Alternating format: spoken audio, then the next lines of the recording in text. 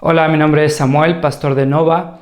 Muchísimas gracias por darle clic a este video. En verdad agradezco a Dios la oportunidad de poder compartir este mensaje contigo. Antes de continuar el video, déjame recordarte de algo súper rápido. Ponemos estos videos para ser de bendición para la iglesia. Nuestra esperanza es ver el Evangelio arraigado en Latinoamérica y la gracia incondicional y transformadora de Cristo siendo real de una forma palpable en nuestra sociedad. Te recordamos que este video no sustituye tu compromiso ni tu presencia en tu iglesia local. Creemos que el Evangelio forma parte integral de la vida en comunidad y de hecho el Evangelio se refleja viviendo en comunidad, y es ahí donde vemos que nos perdonamos unos a otros, nos animamos unos a otros, nos exhortamos unos a otros, nos amamos unos a otros. Entonces ponemos estos videos con la esperanza de seguir anunciando el Evangelio, pero también recordándote, invitándote a formar parte de una iglesia. Si no tienes una iglesia local, te recomendamos recursos como Coalición por el Evangelio, Iglered, el directorio de Acts 29. Ahí hay iglesias cristocéntricas con sana doctrina, con predicación expositiva. Te animamos a formar parte de una iglesia, a comprometerte con una iglesia, a ser de bendición para tu liderazgo y para la iglesia local en la ciudad donde estés. Esperamos que esta predicación sea de bendición para tu vida. Anhelamos que el Evangelio siga transformando nuestra cultura, nuestro país, Latinoamérica, y te invitamos a seguir orando con nosotros para que el Evangelio de Cristo, su gracia, siga transformando nuestros corazones, siga transformando nuestras iglesias, sigamos plantando iglesias y el nombre de Cristo siga siendo atesorado, amado y proclamado. Muchísimas gracias por darnos la oportunidad de compartir este mensaje contigo. Esperamos que te sea de bendición y gloria a Dios. Bueno, pues como pueden ver, me toca a mí exponerles la porción de hoy. Hemos estado viendo el Evangelio de Juan y llegamos al capítulo 15, nos toca del versículo 18 hasta el final del capítulo 16. Entonces, hemos estado viendo el ministerio de Cristo, vimos cómo comenzaba haciendo señales y milagros, vimos cómo convertía el agua en vino en las bodas de Canaán, y entonces decía que todo eso lo hacía para mostrar su gloria, no lo hacía para otra cosa que no fuera eso, lo hacía para mostrar su gloria. Y entonces, ¿recuerdan cuál es el objetivo del Evangelio de Juan? Nos dice que es para que creamos que Cristo es el Hijo de Dios y que al creer en su nombre tengamos vida eterna. Eso es lo que quiere Juan cuando leemos el Evangelio. Entonces, recordarán lo que vimos hace 8 días, el último domingo. Hablábamos de que Cristo es la vid y entonces el cristiano debe dar fruto. El cristiano es podado para poder dar más fruto, y el que no da fruto entonces es cortado de la vid. Es interesante porque la porción de hoy nos habla acerca de un fruto en específico que debe dar el cristiano. Nos habla de que en medio de sus dificultades, de sus conflictos, de sus problemas, el cristiano debe encontrar paz. Y es eso lo que vamos a ver hoy. Probablemente cuando te digo esto hoy, no sé, cada quien lucha con cosas diferentes, ¿no? Pero probablemente cuando te digo que a pesar de lo que estés pasando, debes tener paz, algunos empiecen a decir como, sí, David, pero tú porque no estás casado, o tú porque no tienes que pagar las cuentas a fin de mes, o cosas así, ¿no? Pero independientemente, cualquier lucha que tú estés teniendo, cualquier problema, eres llamado a encontrar paz por medio del Espíritu Santo, que es lo que vamos a ver. Entonces me gustaría comenzar con la porción, pero primero me gustaría que oráramos. Padre, te doy gracias, Señor, por darme este privilegio, esta responsabilidad tan grande, mi Dios. Te ruego que tu Espíritu sea conmigo, que sea con la iglesia, para que podamos explicar y entender de la forma correcta, Padre, de la forma que tú nos has querido hacer llegar tu mensaje. Te ruego que no sea teoría, sino que esto lo llevemos a la práctica, que sea tu gracia obrando en nosotros y transformándonos a tu voluntad, Padre. Te doy gracias, Señor, y te lo pido en el nombre de tu Hijo Jesucristo. Amén. Bueno, esta semana por parte de la escuela me encargaron estar checando diferentes periódicos, bastante información, consultar páginas, etc. Entonces, en una de esas páginas que entré era el INEGI, y ahí, como sabrán, encuentras datos de cualquier cosa, ¿no? Y algo que me llamó la atención fue en relación a los matrimonios y los divorcios. En la pantalla les va a aparecer una gráfica Esa es en relación a los divorcios. Nos dicen las estadísticas que cada año se casan menos personas, cada vez existe más la unión libre y en cuanto a los divorcios, cada año de los pocos que se siguen casando, de los matrimonios que quedan, cada vez se divorcian más parejas. Entonces, es muy interesante porque hasta las gráficas son del 2000 al 2017. La última barra es el 2017 y en ese año se registraron 147,000 divorcios. Es una cantidad muy fuerte. De cada 100 matrimonios que había ese año, 28 se divorciaban. Estadísticamente es un número muy grande y es muy triste para nosotros como cristianos que sabemos lo que significa el matrimonio. Entonces, en medio de todo esto, encontraba también muchos artículos que hablaban sobre las principales causas del divorcio y cosas de ese tipo. Y cuando leía esto, me acordé de un libro que algunos de ustedes seguramente han leído, que se llama ¿Qué estabas esperando? Este libro es sobre el matrimonio. Y aquí el autor plantea la idea de que todos, absolutamente todos, en algún momento se desilusionan, se decepcionan del matrimonio. No importa si son matrimonios cristianos o no cristianos, se decepcionan del matrimonio. Y me gusta cómo lo resume el autor en el título, ¿qué estabas esperando? ¿Qué creen que sea lo que la gente espera cuando se involucra en el matrimonio? Muchas veces tenemos expectativas irreales de lo que esto implica. Y algo que me llama mucho la atención es el consejo que le da Pablo a los solteros. En la primera carta a los Corintios, capítulo 7, versículo 28, Pablo está hablando sobre el matrimonio, está aconsejando y entonces llega un punto donde empieza a hablar sobre los solteros. Y es interesante porque Pablo dice un consejo completamente diferente a lo que culturalmente nosotros entendemos. Nosotros creemos pensando que naces, creces, te reproduces y entonces mueres, ¿no? Y culturalmente es así, molestamos a las personas que están grandes y no están casadas y culturalmente no nos damos cuenta que fomentamos este tipo de creencias. Pero mira que Pablo dice algo completamente diferente. Está hablando de los solteros y dice, pero si te casas, no es pecado. Y si una joven se casa, tampoco comete pecado. Es decir, si te casas está bien. Sin embargo, los que se casan tendrán que pasar por muchos aprietos y yo quiero evitárselos. Pablo no aconseja el matrimonio. Pablo dice que si te vas a casar, lo pienses bien porque vas a tener muchos problemas. Y es muy interesante porque tal vez es esto lo que las personas no contemplan cuando se casan. Nos acercamos a una persona, pensamos en una relación sentimental, se casan pensando en lo bueno, esperando intimidad, compañía, hacer todo juntos, pasarla bien, y entonces se olvidan de esto a lo que Pablo apunta, de las cosas difíciles. El matrimonio tiene dificultades. Y entonces, cuando te casas, pasa la luna de miel y entonces empieza a haber conflictos y te das cuenta que la persona es igual de egoísta que tú, que es igual de soberbia que tú, que tiene hábitos tan raros como tú, empiezas a caer en la desesperación, te empiezas a fastidiar, empiezas a tener roces, problemas, conflictos tras conflictos, y entonces estamos hablando de no cristianos o no cristianos. Cuando ya hay tanto problema, cuando ya no encuentras paz en medio de tu matrimonio, la solución parece ser que es esta, ¿no? Y por eso tenemos números tan grandes de divorcio en México. Esto solo es en México. Entonces, me pareció muy interesante porque creo que pasa algo muy similar con el cristiano. Creo que nos involucramos muchas veces teniendo expectativas irreales de lo que el cristianismo significa. ¿Quién podría decir que un día se levantó y dijo, creo que Dios merece que lo alabe, voy a ir a la iglesia o algo de ese tipo, ¿no? Absolutamente nadie, nos lo dice Romanos. Nosotros nos acercamos esperando beneficios, venimos incluso a la iglesia esperando ser servidos, esperando obtener algo de parte de la iglesia y bíblicamente no encontramos ningún fundamento para esto. Encontramos todo lo contrario. Y cuando nos empezamos a decepcionar de nuestro cristianismo, cuando empezamos a ver que no es lo que esperábamos, a ver que nuestras expectativas no están siendo cumplidas, entonces empezamos a ver la opción de alejarnos de Dios, de renunciar a nuestra fe, de divorciarnos de Dios, por así decirlo. Entonces,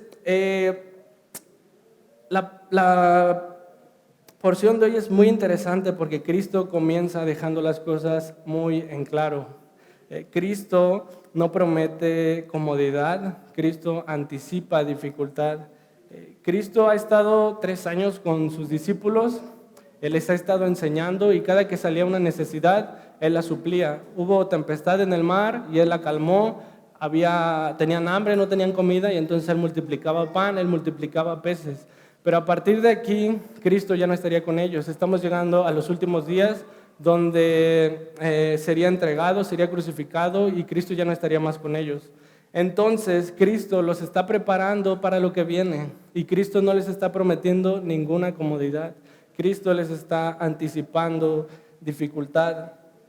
Vamos al versículo 18 del capítulo 15, donde inicia nuestra porción, y dice: si el mundo los aborrece, tengan presente que antes que a ustedes me aborreció a mí. Si fueran del mundo, el mundo los amaría como a los suyos, pero ustedes no son del mundo, sino que yo los he escogido de entre el mundo.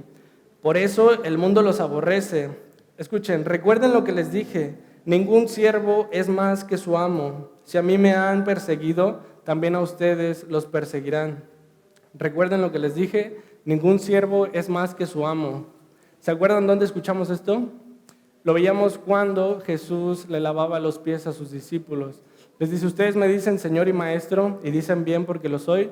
Pues si yo que les he lavado los pies a ustedes, cuanto más ustedes deberían lavarse los pies los unos a los otros. Los discípulos estaban preocupados en ese momento por quién era el más importante, por quién era el mayor, y Jesús les cambia la idea de esto. Jesús les dice que si quieren ser el mayor, entonces deben servir a los demás, deben servirse los unos a los otros. Y son estas mismas palabras que Jesús utiliza, capítulo 13, versículo 15. Les he puesto el ejemplo para que hagan lo mismo que yo he hecho con ustedes.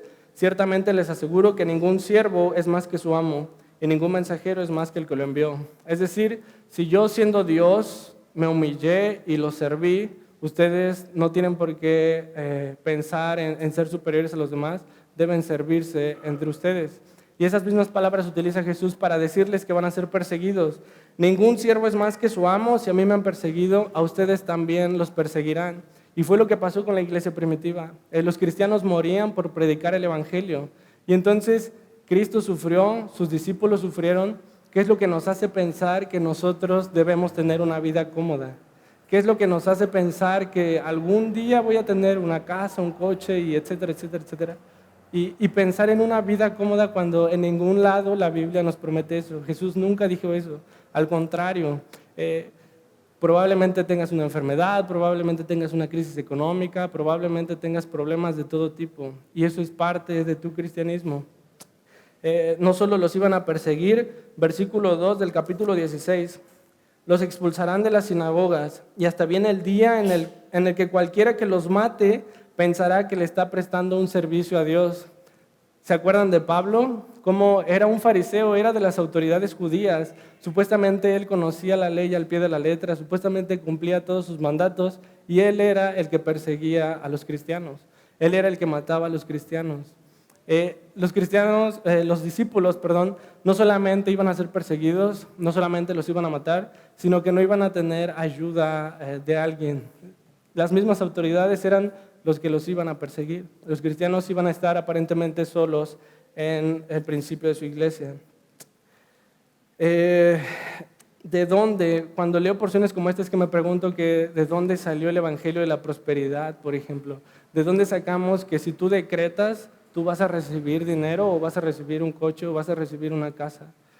¿De dónde? Si Cristo a sus discípulos, a los que Él cuidó por 3 años, les prometió dificultades, no les dijo que iba a haber comodidades.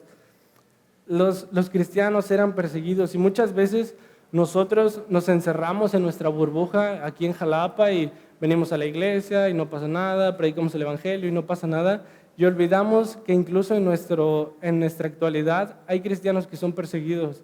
A veces pensamos que eso era en el libro de Hechos nada más, como la iglesia siendo perseguida, y olvidamos que en este momento en Corea del Norte, en Pakistán, Afganistán, hay cristianos que están siendo perseguidos por predicar el evangelio. Hay cristianos que son asesinados por tener una Biblia. Mira, encontré unos datos. En 2016, 7,000 cristianos fueron asesinados. En lo que va del 2019, cerca de 4,300 cristianos han sido asesinados por su fe. ¿De dónde sacamos que Dios me debe dar algo para mi comodidad? Que Dios debe solucionar mis problemas actuales, o que Dios debe darme una pareja, o que Dios debe darme algo.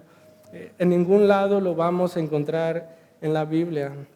1,800 iglesias atacadas, 3,100 cristianos detenidos, arrestados por predicar el Evangelio. ¿De dónde sacamos que nosotros, por qué creemos que nosotros nos merecemos una vida más cómoda que ellos? Tal vez a ti te da pena hablar de Cristo y a ellos que lo hacen con valor los están matando. ¿De dónde pensamos que tenemos derecho a una vida más cómoda por ser cristianos?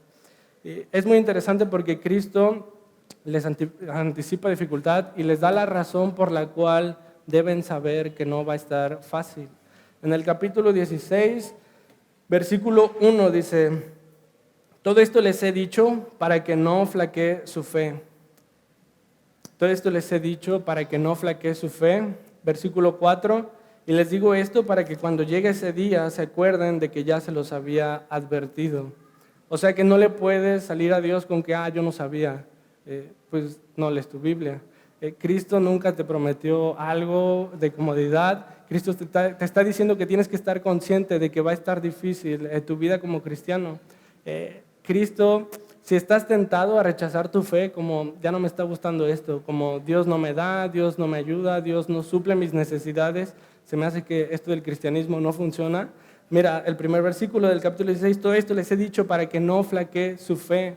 No creas que si te va mal es porque no funciona el cristianismo, es porque Dios no te lo prometió y esto es parte de, y tiene un propósito. ¿Se acuerdan de Malaquías? Dios al que ama disciplina, sin disciplina no hay santidad. Tus problemas, tus dificultades tienen un propósito. Esto es parte del cristianismo. Dios no te ha prometido comodidad, te anticipa dificultad y esto no quiere decir que nunca vayamos a tener como cierta comodidad, ¿no? Que Dios nunca te vaya a conceder una casa o un coche o salud física, ¿no? Probablemente muchos aquí tienen esas cosas, pero muchas veces Dios no concede nuestros deseos materiales, superficiales, porque eso nos alejaría de Dios. Encontré un artículo muy interesante del Financiero que salió en el 2017. Este artículo se titulaba Potencias mundiales rechazan su fe, renuncian a sus creencias religiosas. Y el artículo tenía una conclusión muy interesante. Decía, creo que va a aparecer en la pantalla. Dice, aquellos que tienen niveles educativos más bajos y que ganan menos, tienen más creencias religiosas. O sea, los que ganan menos, los que tienen una vida menos cómoda, tienen más creencias religiosas. En comparación con aquellos que han alcanzado niveles educativos superior y tienen ingresos más altos. ¿Qué quiere decir esto? ¿Que ser cristiano te hace menos productivo? ¿Que ser cristiano te hace peor laboralmente? Lo que quiere decir es que el cristiano, la persona, el ser humano, mientras más cómodo, menos se acuerda de Dios. Mientras más tiene, más abandona sus creencias religiosas. El cristiano muchas veces, si tuviera aquello que desea, empezaría a alejarse de Dios. Y lo peor es que ponemos nuestra esperanza en ese tipo de cosas, como cuando se solucionan mis problemas en el trabajo, voy a tener más tiempo para pasar con mis hijos, voy a poder leer la Biblia a mis hijos. O cuando se solucionen mis problemas, entonces voy a poder ir a los cursos de mujeres, a las clases de mujeres, a las reuniones de hombres, a las reuniones de oración. Y la realidad es que no sería así. Yo cuando no tenía moto, siempre pensaba, mis papás, no sé, me mandaban a hacer algún mandado o un favor al centro y a mí me costaba mucho. Yo sentía que perdía tiempo ahí. Honestamente no me gustaba, ¿no?, que me pidieran ese tipo de favores porque era ir a tomar el camión, ir al centro, caminar, buscar lo que querían y entonces ya había perdido como media mañana o media tarde, ¿no? Y no me gustaba. Y siempre ponía esa excusa. Si tuviera una moto, sería más fácil hacerle favores a mis papás. Incluso lo haría con más gusto, ¿no? O si tuviera una moto, faltaría menos a clases. Sería más sencillo, iría con gusto. Cosas así, si tuviera una moto y si tuviera una moto. Y ahora que tengo una moto, ¿qué creen que pasó? Nada. me sigue costando muchísimo. A pesar de que tardo menos, mi corazón sigue siendo egoísta y creo que tengo cosas más importantes que ayudar en casa o cosas de ese tipo, ¿no? Y el problema está en que el problema no está en lo que tenemos o no tenemos o lo que Dios no nos da, el problema está en nuestro corazón. Y eso es con todo, amigos. Aunque Dios te diera aquello que más anhelas, que Dios pagara todas tus deudas, seguirías gastando tu dinero en las mismas tonterías que ahora. De verdad, eso no cambia nuestro corazón. Aunque Dios nos diera, seguiríamos teniendo el mismo problema porque tu paz no depende, seguirías ansioso, seguirías estresado, porque tu paz no depende de tu situación actual, tu paz depende de tu situación celestial. El cristiano no encuentra paz, no encuentra gozo en las cosas terrenales, las encuentra en Cristo. Tengo un amigo, hoy en la mañana desperté con un mensaje, con un WhatsApp de un amigo que me decía, oye, estoy en el hospital San Francisco, mi mamá tiene un derrame cerebral. Y a ese cuate lo quiero mucho, lo conozco desde que estábamos en la primaria.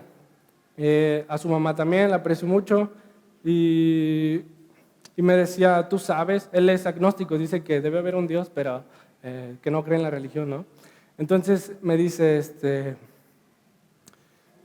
te pido por favor que pongas a mi mamá en tus oraciones. Y me dice, tú sabes que yo no soy muy apegado, pero tengo fe en que Dios la va a sacar de esto. Y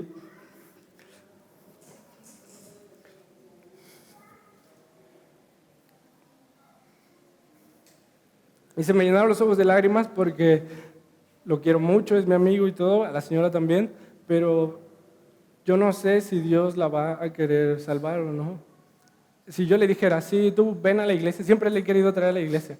Si yo le dijera, sí, no te preocupes, Dios puede sanar a tu mamá, Dios la va a sanar, pero ven a la iglesia, le estaría predicando un falso cristianismo. El cristianismo no es así, Dios no promete soluciones a nuestros problemas.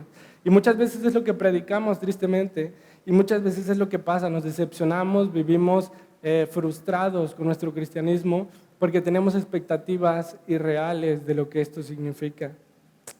El cristiano encuentra su fe, su paz, su gozo en Cristo. Miren el versículo 33 del capítulo 16. Dice, yo les he dicho estas cosas para que en mí hallen paz. En este mundo afrontarán aflicciones, pero anímense, yo he vencido al mundo. El cristiano no encuentra paz en su situación actual, la encuentra en la promesa que tiene en Cristo. En medio de tu enfermedad, tú recuerdas que Cristo ha prometido que va a volver y que en aquel día hará nuevas todas las cosas. Y entonces no habrá enfermedad. Si tú estás cansado de la situación actual económicamente y eres de los que no soporta a López Obrador, estás cansado de este gobierno, piensa que Cristo ha prometido volver y Él va a ser un rey perfecto y va a gobernar perfectamente. El cristiano no pone su esperanza en las cosas terrenales, pone su esperanza en Cristo. Y de otra forma no lo vamos a encontrar. No lo vas a encontrar temporalmente en nada, no lo vas a encontrar en la pornografía, no lo vas a encontrar en una pareja, no lo vas a encontrar en unas finanzas mejores. Vas a encontrar paz el día que pongas tu confianza en Cristo. El cristiano encuentra su esperanza. Vean cómo los discípulos han estado confundidos. Estos cuates no han entendido un porcentaje muy grande de lo que Cristo dice. Y entonces Él les está hablando de que va a volver. Les dice, ahora no me verán, pero más tarde me volverán a ver. Y entonces les dice en el versículo 21 del capítulo 16, la mujer que está por dar a luz siente dolores porque ha llegado su momento, pero en cuanto nace la criatura se olvida de su angustia por la alegría de haber traído al mundo un nuevo ser. Lo mismo les pasa a ustedes. Ahora están tristes, pero cuando vuelva a verlos se alegrarán y nadie les va a quitar esa alegría. Cuando pongas tu confianza en Cristo, nadie te va a quitar esa alegría, nadie te va a quitar esa paz que solo Él te puede dar, no en lo temporal, sino en aquel día. Los discípulos aquí hablaba de cuando resucitara, les decía, ahora ya me tengo que ir, pero me volverán a ver cuando resucitara al tercer día. Y ahora tenemos la promesa, la esperanza de la segunda venida de Cristo. Ahí es donde está nuestra confianza. De otra forma, no la vamos a encontrar. Pero siendo honestos, esto lo sabemos teóricamente, todos lo tenemos en la cabeza, ya sé que soy pecador, que tengo una deuda con Dios, no me puedo presentar así delante de Él. Y entonces Cristo se hizo hombre, vivió la vida perfecta que yo no puedo, murió para pagar por mis pecados y entonces soy aceptado por Dios, por Cristo y tengo esa esperanza. Pero si la sabemos y la tenemos tan grabada, ¿por qué no tiene frutos en nuestra vida diaria? ¿Por qué seguimos buscando en cosas tan absurdas? ¿Por qué sigues prefiriendo Netflix antes que tu Biblia, por ejemplo? Si yo le dijera a este amigo al que les platiqué, si yo le dijera, debes tener paz, el vato me va a escupir, porque me va a decir, ¿cómo quieres que tenga paz si mi mamá está internada? No sé cómo va a estar. Honestamente, ¿por qué no somos capaces de creer que tenemos esa esperanza? ¿Por qué no vivimos de acuerdo a esa esperanza? La realidad es que somos incapaces. ¿Se acuerdan del Salmo 14, versículo 2? Hace poco lo vimos y dice que Dios desde el cielo contempla a los mortales para ver si hay uno, si hay alguien que busque a Dios, si hay alguien que tenga el deseo de venir a Dios. Pero todos se han descarriado, aún se han corrompido. No hay uno que haga lo bueno, ni siquiera uno solo. Ninguno de nosotros, por nuestros propios esfuerzos, por nuestros propios méritos, tiene el deseo de Dios. Ninguno de nosotros cree de verdad las promesas que tenemos en Cristo. Necesitamos un milagro. Y es por eso que tenemos una promesa de verdad. No nos promete comodidades, nos anticipa dificultades y Cristo nos promete al Espíritu Santo. En el capítulo 14, versículo 16, en este discurso de despedida, Jesús sabe que ya se va, les anticipa a sus discípulos que pronto no estará con ellos y les dice, y yo le pediré al Padre y Él les dará otro consolador para que los acompañe siempre, el Espíritu de verdad. Muchas veces tendemos a menospreciar la tercera persona de la Trinidad. Sí, el Espíritu Santo. Y se nos olvida que el Espíritu Santo es Dios mismo. Se fue Cristo, pero viene nuevamente Dios en la tercera persona, el Espíritu Santo. Y el Espíritu Santo es el que nos capacita para creer las promesas de Dios. En el versículo 8 del capítulo 16 dice, cuando Él venga, el Espíritu Santo, convencerá al mundo de su error en cuanto al pecado, a la justicia y al juicio. El Espíritu Santo es el que nos capacita para ver nuestra miseria, para ver que tenemos pecado delante de Dios. Es el que nos capacita para darnos cuenta que por nuestros propios méritos no podemos ganarnos la aprobación de Dios, sino que necesitamos la justicia de Cristo y para recordar que hay un juicio que es inevitable, que algún día va a haber y que ahí se juzgará al mundo. Y no podemos librarnos de él a menos que sea por el sacrificio de Cristo. Eso es lo que hace el Espíritu Santo en nosotros. Nos capacita para ver esto como una realidad, para que esto dé frutos en nosotros, para que tengamos una esperanza, para que creamos de verdad esa esperanza. Mira qué importante es la oración. Les dice a sus discípulos en el versículo 23 del capítulo 16. En aquel día, cuando crean la esperanza que tienen, cuando vean que voy a volver a ustedes, cuando tengan al Espíritu Santo, ya no me preguntarán nada. Ciertamente les aseguro que mi Padre les dará todo lo que me pidan en mi nombre. Hasta ahora no han pedido nada en mi nombre. Pidan y recibirán para que su alegría sea completa. Cristo les dice que pidan de acuerdo a su voluntad, que pidan en mi nombre, les dice. ¿Se acuerdan? Sam nos explicaba que pedir en el nombre de Cristo no es magia, que no por decir en el nombre de Cristo, amén, ya mis oraciones van a ser escuchadas y van a ser contestadas, sino que pedir en su nombre es pedir de acuerdo a su voluntad. Pero ¿cómo vamos a pedir de acuerdo a su voluntad si no conocemos cuál es su voluntad? Si decimos que somos cristianos y no nos acercamos a su palabra.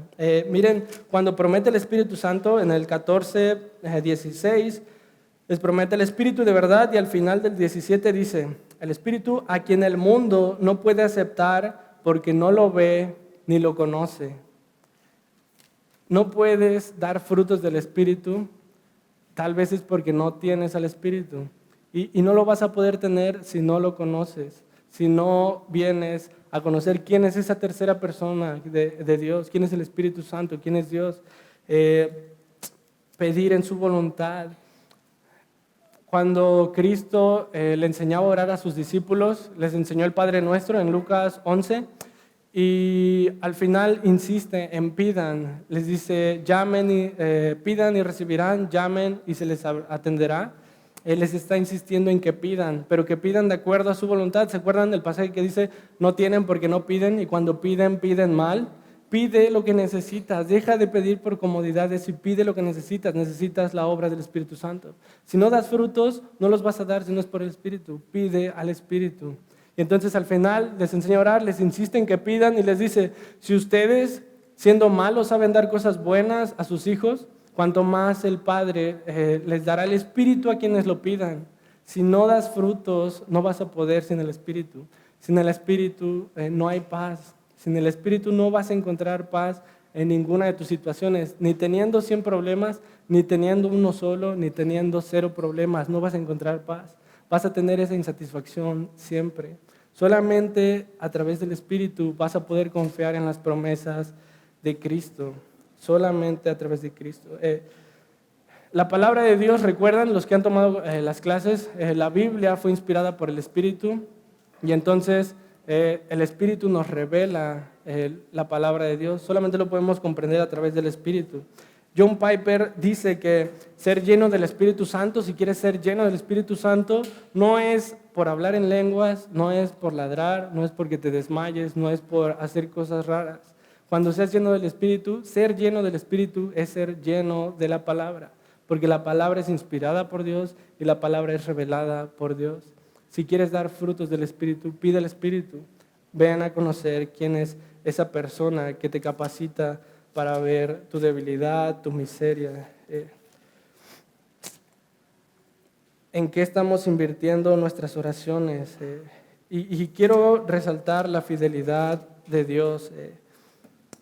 Me parece muy interesante porque los discípulos habían pasado 3 años y en diversas ocasiones aparecen como confundidos, como no entendiendo qué está diciendo Jesús. Algo que me da mucha risa es cuando dice Jesús que alguien lo va a traicionar, y entonces le dicen a Juan, pregúntale quién lo va a traicionar, y les dice, al que les dé el pan, ese será el que me traiciona. Y entonces dice que inmediatamente le da el pan a Judas, y ellos de todos modos no entendieron quién lo iba a traicionar, seguían con la duda. Igual los discípulos aquí en este pasaje también nos dice que no entendían a qué se refería con que ahora se iba y después regresaría. Los discípulos han estado mucho tiempo confundidos, no saben qué onda. Y aquí parece por fin que ya entienden. En el versículo 30 dicen los discípulos, ya podemos ver que sabes todas las cosas y que ni siquiera necesitas que nadie te haga preguntas.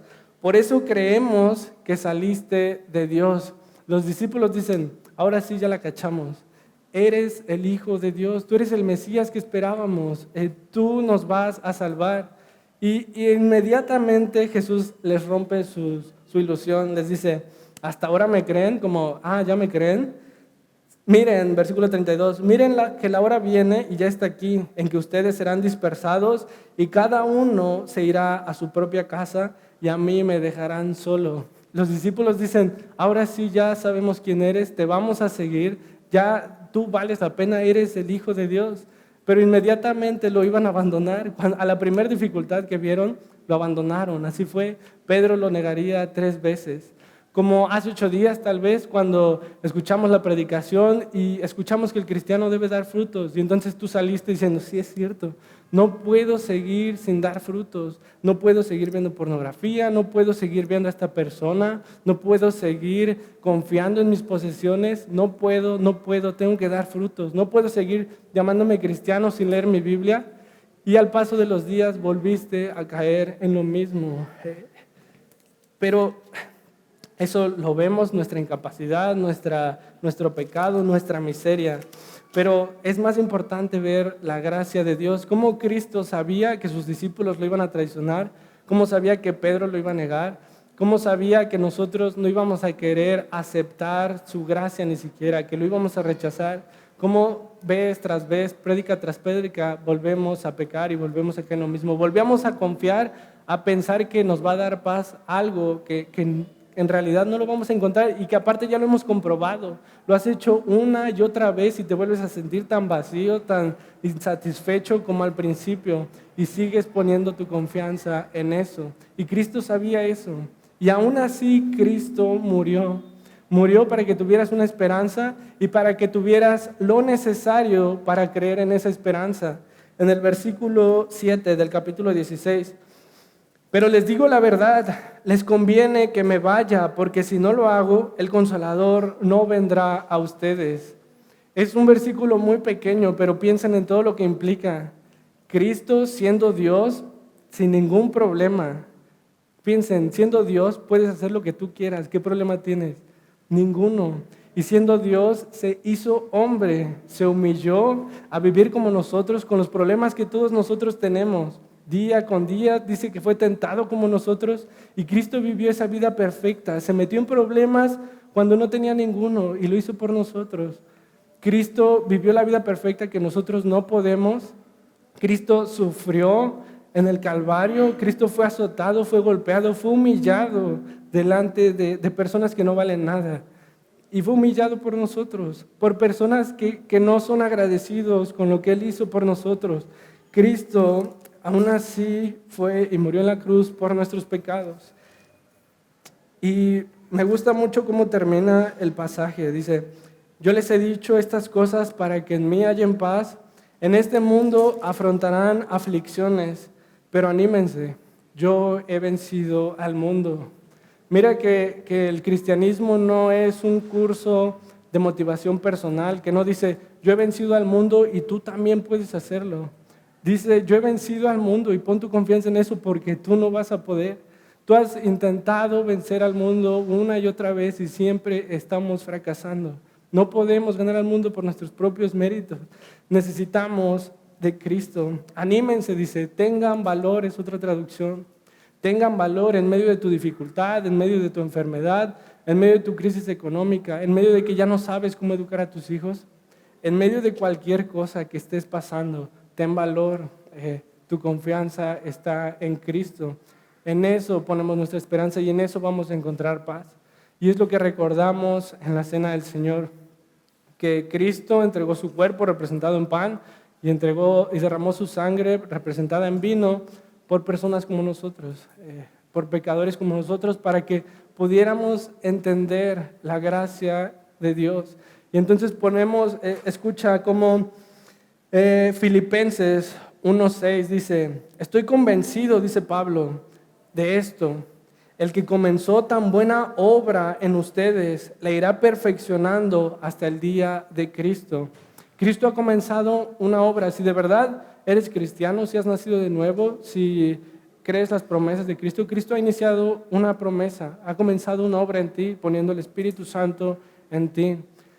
Pero no te puedes quedar así. Dice que la irá perfeccionando hasta aquel día. Y nosotros ponemos nuestra esperanza en eso, en que a pesar de que fallamos una y otra vez, cada día nos debemos ir pareciendo más a Él hasta el día en que Él termine la obra, aquel día que Él vuelva y termine la obra en nosotros. Y esa es nuestra esperanza, en eso ponemos nuestra confianza y en eso encontramos paz.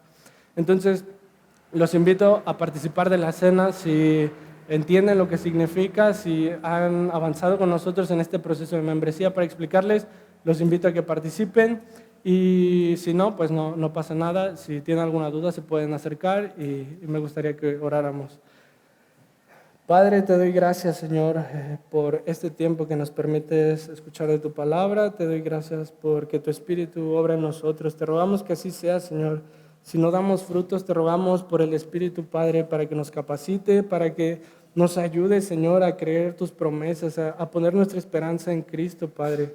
Que sea una realidad y no solamente teoría, que vivamos de acuerdo a eso, Padre, que cada día nos podamos parecer más a Cristo, que tú termines esa obra y que encontremos gozo, esperanza en esperar aquel día que tú has prometido, en que tu Hijo vuelva, Padre. Te damos gracias, Señor. Te pido por la iglesia que podamos ser discípulos, que hagan discípulos, mi Dios. Te lo pido y te doy gracias en el nombre de tu Hijo Jesucristo. Amén.